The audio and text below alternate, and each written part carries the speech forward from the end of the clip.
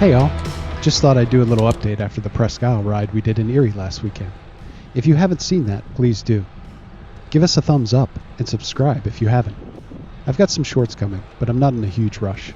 My short form content does perform better than my long form, but not well enough to justify the effort.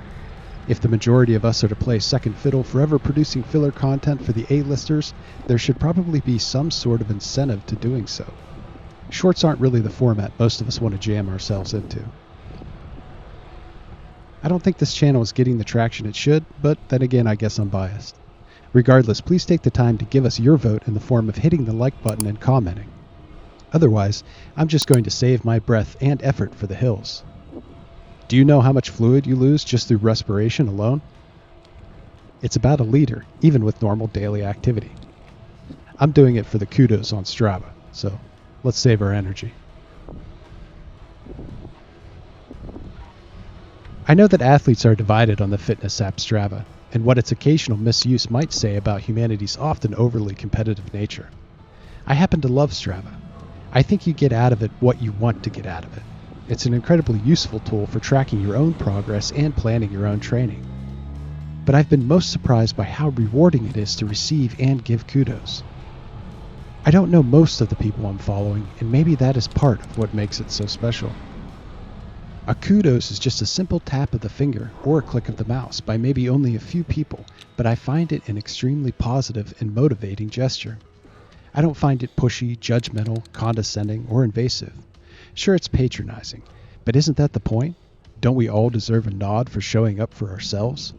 Don't we find comfort in knowing that there are others out there enjoying the same things we do? Strava is not without unwelcome aspects or distractions. I've been calling out the random cryptocurrency Forex and Telegram solicitors early on, and if you have Strava, you already know what I'm talking about. But either they've evolved or I've softened, because sometimes the chatting isn't half bad. Recently, a rando, having supposedly just taken up the sport, opened a chat by asking for some cycling advice, given that my data was very good. Of course it was BS, but again, isn't that the point of chatting? Being a part of almost any community usually involves some BSing, and why not answer? However unlikely it seems now or at the time, the question could have been genuine. Being able to answer that question does seem particularly important for someone producing cycling content for YouTube, so I took it seriously. I've been an amateur cyclist for most of my life. For what it's worth, here's my advice. 1. Ride at your own pace, comfort, and style level. 2. Focus on competing against your past efforts. That is the you from yesterday. 3. Be visible, be safe, and wear a helmet. 4. Learn basic bicycle maintenance or have your ride serviced regularly. And lastly, have fun. Go fun places, take breaks, meet new people. Enjoy the ride. I kept it short. I think most of these are self-explanatory. Number 2, the part about competing against your past efforts, is probably the only piece that might require further explanation for some. This is something you learn early on by being the very worst athlete on the field, court, or track.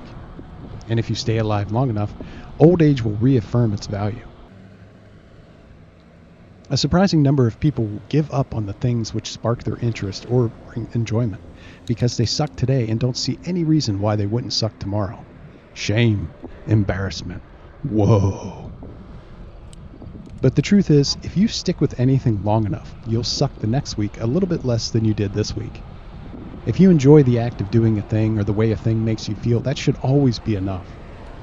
If nothing else, you'll get better at not giving up. You'll get better at being stubborn.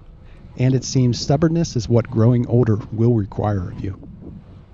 Depressing as it is to accept, there's a growing army of people out there that need to categorize and rank above you to validate their own existence. Communities, tribes, and even entire nations have been built on this premise.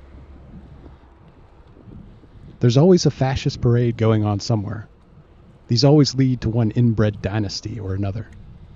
In the midst of your supposed betters, floating in an ocean of haters, please remember that you deserve to be on this planet, especially if you aren't ideologically expressing your recessiveness. Ride on.